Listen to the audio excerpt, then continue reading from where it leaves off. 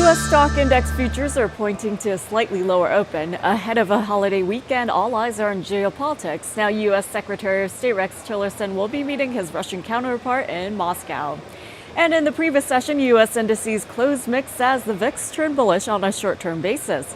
Semiconductors and semiconductor equipment, technology hardware, as well as banks closed lower. Meanwhile, real estate, as well as household and personal products, and consumer durables, as well as apparel, gained momentum. In the previous session, in terms of economic data, the NFIB Small Business Optimism Index fell to 104.7 in March. As for your advancers and decliners, 52% of S&P 500 constituents traded lower yesterday. And in after-hours trade, KKR announced the closing of a primary investment in Lyft, which is a leading ride-sharing platform in the U.S. Now, KKR is making the investment through its next-generation technology fund.